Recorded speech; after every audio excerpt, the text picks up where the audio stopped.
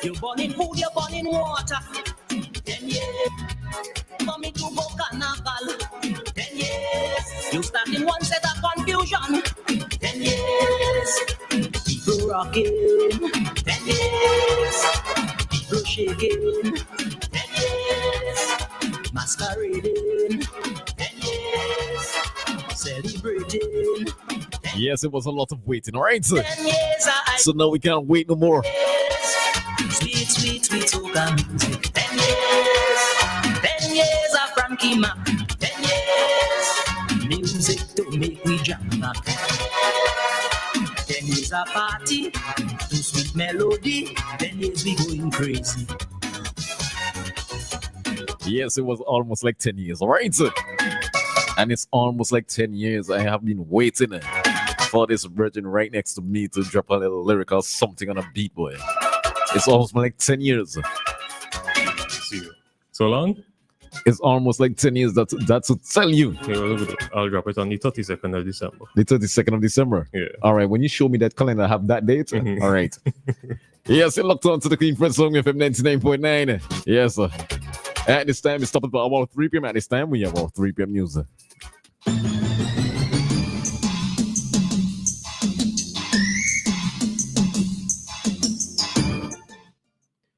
Good afternoon and welcome to WeFM's 3 p.m. news. I am your presenter, Rajiv Providence. First, on the local scene, St. Vincent and the Grenadines has a new Attorney General. Louise Mitchell was officially sworn in on Tuesday evening, marking a significant addition to the new government's leadership team. Mitchell, daughter of former Prime Minister Sir James Mitchell, brings strong legal credentials to the post. She holds degrees from McGill, the University of Manchester and Oxford, and is admitted to the bar in both England and Wales as well as SVG. She previously led the International Financial Services Authority and founded the Caribbean Trust Company. Mitchell is also known for her environmental work, co-founding the SVG Environment Fund, and serving long-standing roles with the National Trust. The St. Vincent and the Grenadines Coast Guard Service is celebrating its 45th anniversary, reflecting on decades of growth, dedication, and national service.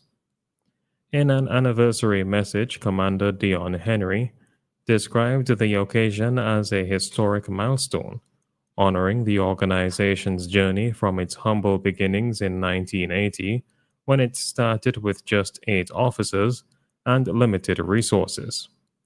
He said the Coast Guard has since developed into a disciplined and highly effective institution, respected across the region.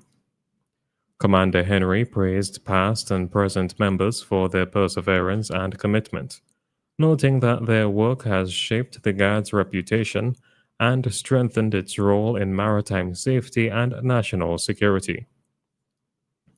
He encouraged officers to continue upholding the Coast Guard's core values as they prepare for future challenges and opportunities, emphasizing that today's actions will influence the institution's next chapter. Still on the local scene, the swearing-in of Prime Minister Dr. Godwin Friday's new cabinet at the Annisvale Sports Complex yesterday marked a major political transition for St. Vincent and the Grenadines. Following the New Democratic Party's decisive election victory, the administration announced a sweeping reshaping of government ministries, retaining traditional portfolios while introducing several new ones aimed at modernization and resilience. Among the newly created ministries are Youth, Sports, Culture, and Creative Industries, Education, Vocational Training, Innovation, and Digital Transformation, and Social Welfare, Community Empowerment, Disaster Management, and National Heritage. Other new portfolios include Higher Education and Grenadines Affairs, Tourism and Maritime Affairs, Health and Wellness, and Energy. Several ministries were restructured to sharpen their focus, including housing and urban development, family and gender affairs, and foreign affairs, which now formally incorporates diaspora relations. On to news in the region. The mother of 32-year-old Aliana Samaru, who was detained under a preventive detention order for social media posts deemed threatening to Prime Minister Kamla Persad Bissessar, is begging for her daughter's release before Christmas. Speaking from her home in Valencia, Helen Vasquez Rosales apologized repeatedly to the Prime Minister, calling her daughter disrespectful and saying the family has had no contact with Samaru since her arrest on November 25th. Samaru, a mother of two young boys, reportedly posted videos inviting violence against the government. Her mother fears the children are struggling without her, saying Christmas won't be Christmas if she isn't freed. Vasquez Rosales urged others to be cautious online, warning that free speech does not protect threats against national leaders. Antigua and Barbuda's government is preparing to introduce new limits on residential rooftop solar installations as it works to expand renewable energy without destabilizing electricity revenues. Energy Minister Melford Nicholas says homeowners will still be encouraged to invest in solar, but a 5 kilowatt cap will be set in the initial phase to prevent major revenue loss for the state utility. Nicholas says the government is also moving ahead with utility-scale renewable projects, with details expected at the upcoming Renewable Energy Symposium. Despite the cap, households will still be allowed to use battery storage and inverters, giving them greater control over their energy use. Finally, on the international scene, federal authorities have launched a major immigration operation in New Orleans as part of the Trump administration's expanded city-to-city crackdown.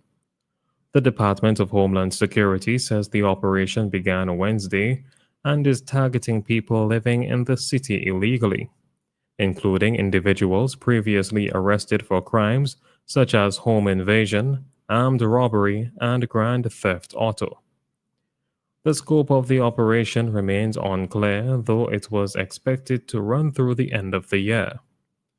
President Trump also announced that the National Guard will be deployed to New Orleans in the coming weeks.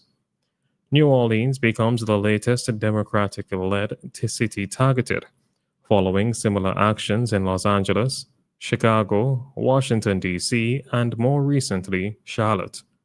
The crackdown has drawn criticism for aggressive tactics and arrests of people with no criminal history.